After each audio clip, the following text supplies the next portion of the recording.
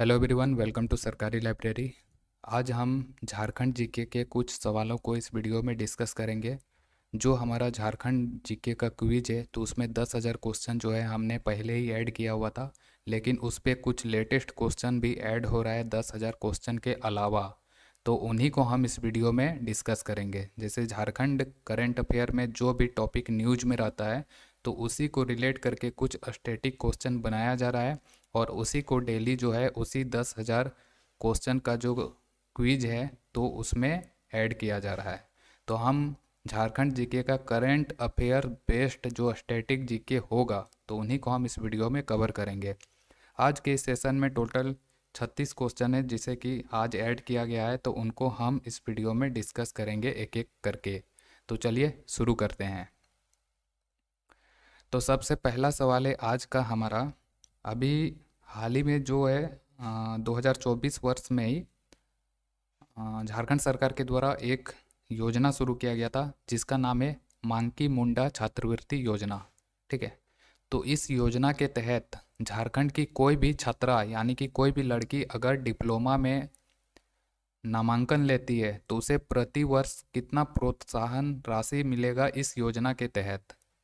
Question को फिर से समझिए। अभी हाल ही में झारखंड सरकार के द्वारा वर्ष 2024 में एक योजना शुरू किया गया है, मांकी मुंडा छात्रवृत्ति योजना। इस योजना के तहत जो भी छात्रा झारखंड की अगर डिप्लोमा में नाम लिखवाती है तो उसे प्रति वर्ष कितना प्रोत्साहन राशि दिया जाएगा सरकार के द्वारा। तो ये कितना मिलेगा? तो ये मिलेगा आपका 15,000। ठीक है। तो 15,000 सहायता राशि मिलेगा इस योजना के तहत। कोई अगर डिप्लोमा में नाम लिखवाती है कोई भी लड़की तो उसे 15,000 दिया जाएगा। यहाँ पे देख सकते हैं जो मुख्यमंत्री चंपई सोरेन थे तो उन्होंने 11 मार्च 2024 को रांची में मानकी मुंडा छात्रवृत्ति योजना का शुभारंभ किया था। और इस योजना के तहत मतलब इस योजना का उद्देश्य क्या था शुरू करने का? तो इसका उद्देश्य था ताकि झारखंड की जो भी लड़की है तो वो भी तकनीकी शिक्षा में नाम लिखवाए, तकनीकी ज्ञान को हासिल करे, टेक्निकल नॉलेज उन्हें भी हो। तो उसी के लिए ये योजना शुरू किया गया था। इस योजना के तहत अगर कोई लड़की डिप्लोमा करती है तो उसे 15,000 राशि दिया जाएगा एक साल में, और अगर बीटेक में नामांकन लिखवाती है तो उसे 30,000 का प्रोत्साहन राशि दिया जाएगा। तो ये था मांकी मुंडा छात्रवृत्ति योजना से रिलेट करके कुछ सवाल बनाए गए थे। तो वो अगला सवाल देखते हैं। अगला सवाल है मानकी मुंडा छात्रवृत्ति योजना के तहत बीटेक या बीई कोर्स में नामांकित छात्राओं को प्रतिवर्ष कितना प्रोत्साहन राशि दिया जाएगा? तो अभी हमने देखा कि डिप्लोमा अगर करती है तो उसे 15,000 मिलेगा, और बीटेक अगर करती है कोई लड़की झारखंड से तो उसे 30,000 मिलेगा। तो पहला आंसर हो जाएगा ए 30,000। अगला है मानकी मुंडा छात्रवृत्ति योजना का शुभारंभ कब किया गया था? तो इसको कब शुरू किया गया था? तो ये शुरू किया गया है, यहाँ पे साल देख लीजिए। साल से भी आप जो है इसका ऑप्शन को एलिमिनेट कर सकते हैं क्योंकि ये योजना 2024 का योजना है। तो 2024 हमें सी ऑप्शन में दिखाई दे रहा है, तो ये इसका राइट आंसर होगा। 11 मार्च 2024 को शुरू किया गया था।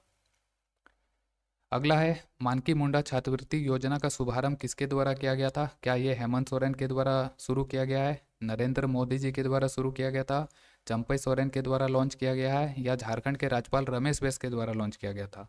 तो ऐसे भी सवाल बनाया जा सकता है।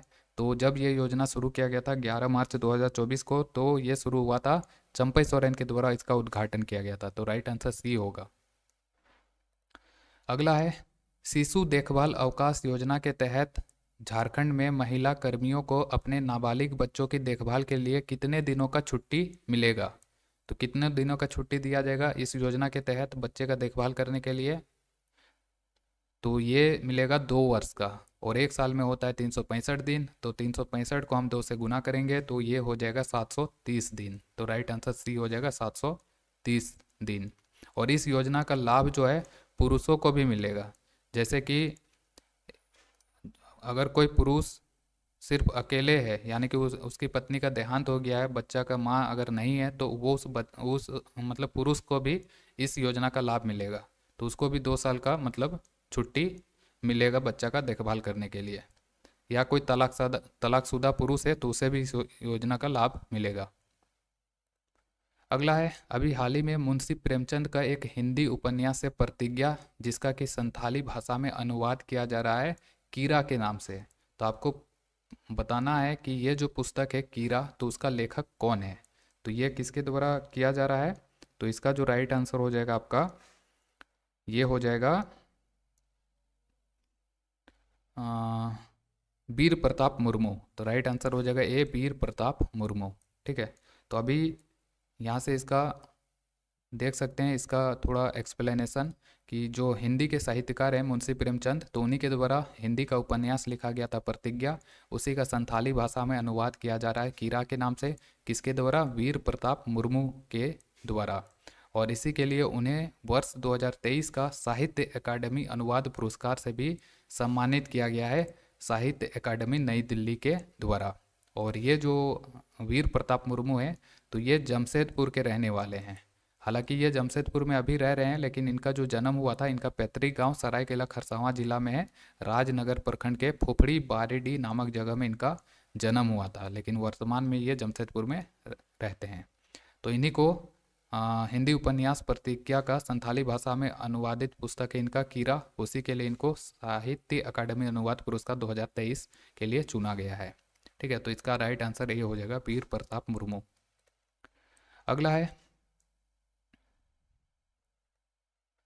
भगवान बिरसा के सेनापति जो थे गया मुंडा, यानी कि बिरसा मुंडा आंदोलन जो शुरू किया गया था, तो बिरसा मुंडा आंदोलन बिरसा मुंडा जी के द्वारा शुरू किया गया था। तो उस आंदोलन का जो सेनापति था, तो वो था गया मुंडा।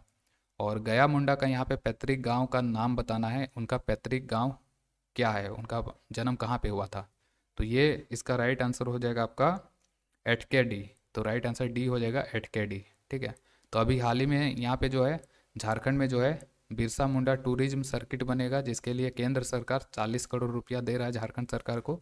और इसी में जो है ये न्यूज में रहा था, तो इसीलिए ये आपको याद रखना है गया मुंडा जी के बारे में, कि इनका जो मृत्यु है, तो ये 6 जनवरी 1900 ईस्वी को हुआ था। और ये खूंटी जिला के एटकेडी गांव में इनका जन्म हुआ था, मुंडा परिवार से बिलोंग करते हैं। और इनकी पत्नी का नाम था मांकी मुंडा, इनका भी योगदान है बिरसा मुंडा आंदोलन में। और इन्हें बिरसा मुंडा का सेनापति भी कहा जाता है, गया मुंडा को। और गया मुंडा को फांसी दे दिया गया था 6 जनवरी 1900 ईस्वी को। अगला सवाल है, झारखंड के किस जिले में जनजातीय संस्कृति और विरासत का संरक्षण एवं संवर्धन केंद्र की आधारशिला रखा गया है। तो किस जिले में आधारशिला रखा गया है, तो ये है सरायकेला खरसावां। अगला है, संथाली भाषा के लिपि ऑल चिकी का डिजिटलीकरण किसने किया है। तो संथाली भाषा की जो लिपि है, तो वो उसका नाम है ऑल चिकी लिपि, पंडित रघुनाथ मुर्मू के द्वारा जिसका आविष्कार किया गया था। और उन्हीं का जो लिपि है ऑल चिकी, तो उसका अभी डिजिटल फॉर्मेट में कन्वर्ट किया गया है। तो ये जो डिजिटल फॉर्म में कन्वर्ट किया गया ऑल चिकी लिपि को, तो ये किसके द्वारा किया गया है, तो ये किया गया है श्याम मुर्मू के द्वारा। तो राइट आंसर हो जाएगा बी, श्याम मुर्मू। यहाँ पे देख सकते हैं श्याम मुर्मू जो कि घाटशिला के रहने वाले हैं, और इन्होंने ही अभी संथाली भाषा का लिपि ऑल चिकी का डिजिटल फॉन्ट बनाया है। अगला है, रानी ताल डैम किस जिले में स्थित है। तो रानी ताल डैम जो है, तो ये कौन सा जिले में है झारखंड का, तो ये हो जाएगा पलामू। पलामू में स्थित है रानी ताल डैम। अगला है, मुख्यमंत्री ग्राम गाड़ी योजना का शुभारंभ कब किया गया। तो मुख्यमंत्री ग्राम गाड़ी योजना कब शुरू किया गया है, तो ये शुरू किया गया इसी वर्ष किया गया था 2024 में, फरवरी के महीने में चंपई सोरेन के द्वारा 21 फरवरी 2024 को। और रांची का जो मोरहाबादी मैदान है, तो वहाँ से इस योजना का शुभारंभ किया गया था चंपई सोरेन जी के द्वारा। अगला सवाल है, मुख्यमंत्री चंपई सोरेन के द्वारा मुख्यमंत्री ग्राम गाड़ी योजना का शुभारंभ कहाँ से किया गया, तो ये रांची का मोरहाबादी मैदान से किया गया था। अगला सवाल है, जमशेदपुर के राणा प्रताप जो है, तो ये किस खेल में विशेषज्ञता रखते हैं, किस खेल से संबंधित है, तो ये है तैराकी। तैराकी में इन्होंने अभी गोल्ड मेडल जीता था, तो न्यूज में है, तो याद रखना है कि ये जमशेदपुर के रहने वाले राणा प्रताप, और ये तैराकी से संबंधित है। अगला सवाल है, चंपई सोरेन ने किन विभागों में कैबिनेट मंत्री के रूप में कार्य किया है।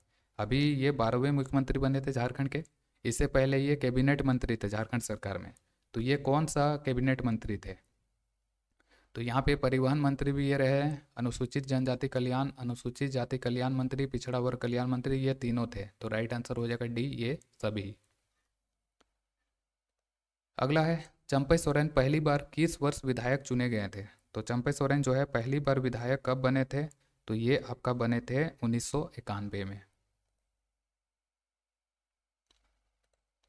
अगला सवाल है चंपई सोरेन किस विधानसभा क्षेत्र का प्रतिनिधित्व करते हैं? तो ये कौन सा विधानसभा क्षेत्र है झारखंड का जहां से ये विधायक है? तो ये सरायकेला। अगला है मुख्यमंत्री के रूप में चंपई सोरेन का क्रमांक क्या है? कितने नंबर के ये मुख्यमंत्री बने थे झारखंड के?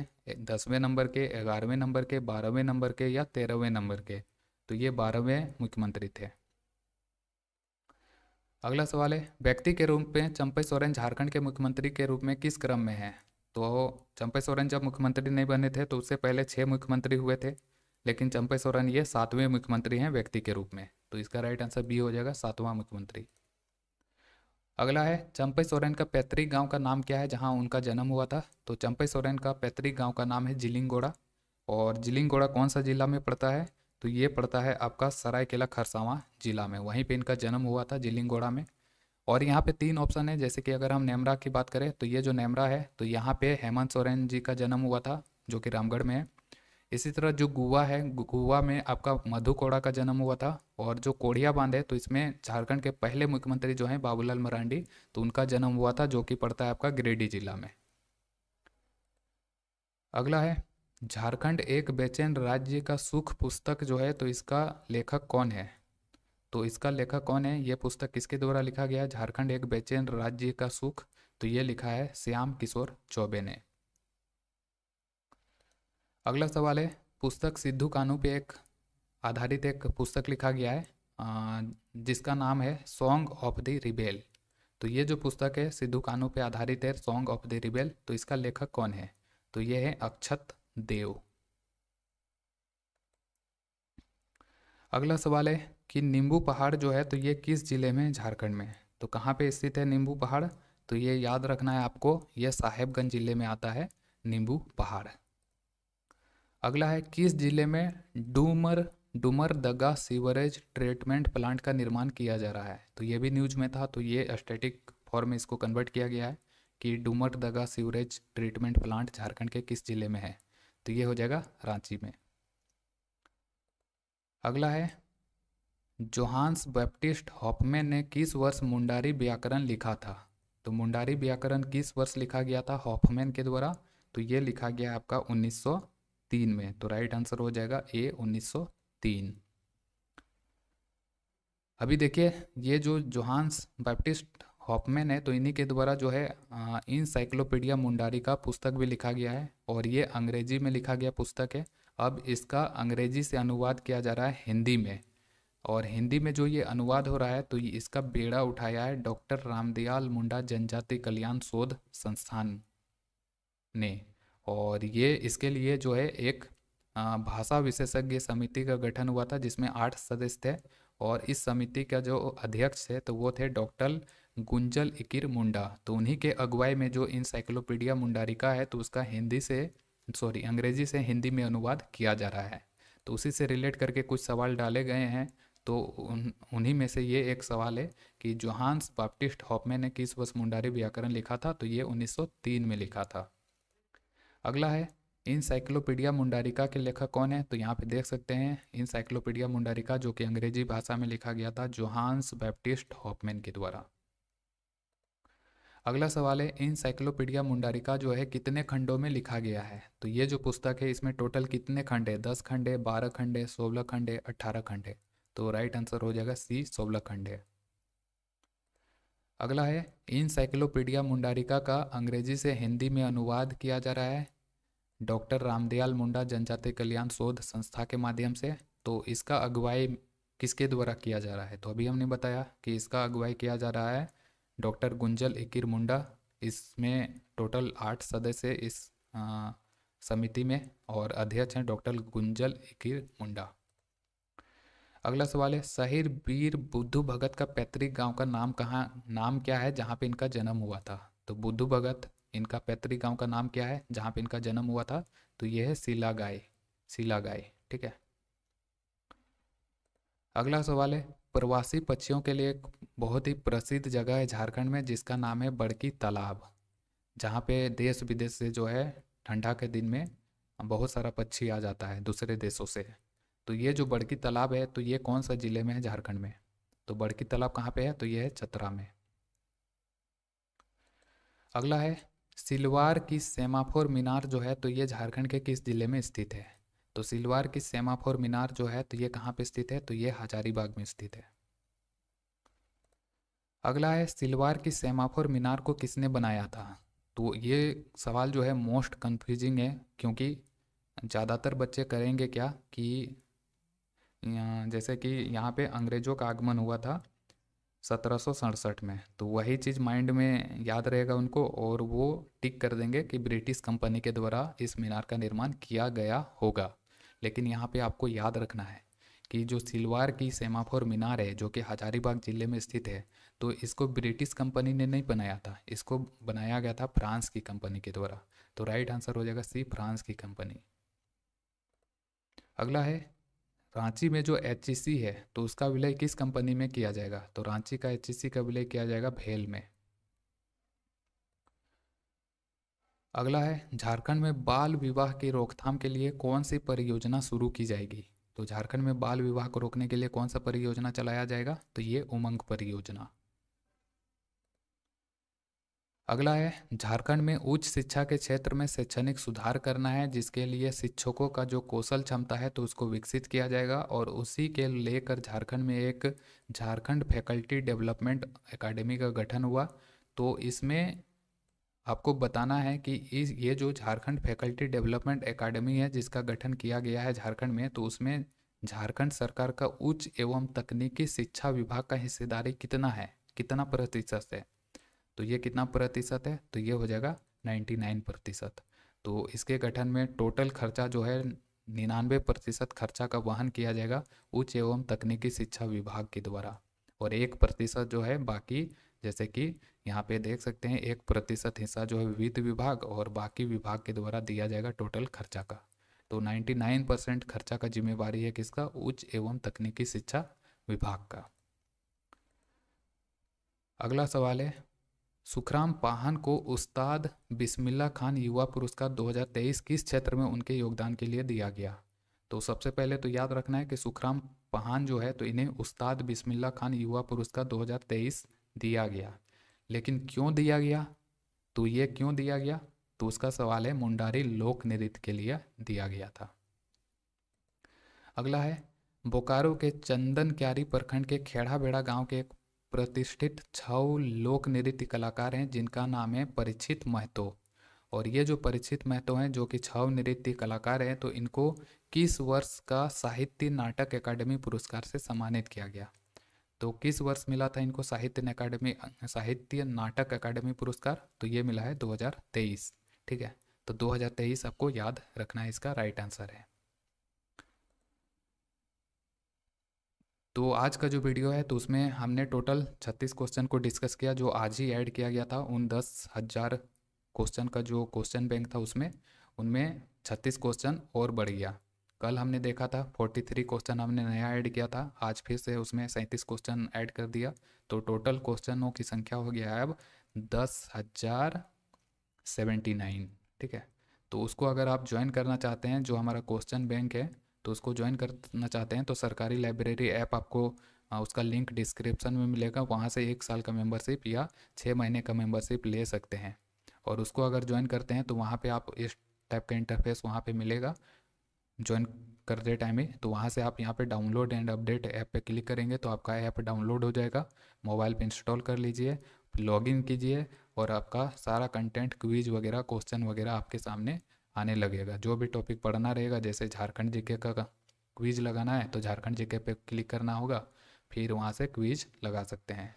तो उम्मीद है कि ये वीडियो भी आपको पसंद आया होगा। पसंद आया तो लाइक करें, चैनल को सब्सक्राइब करें और दूसरों को भी ज़रूर शेयर करें। मिलते हैं फिर अगले वीडियो में। Thank you.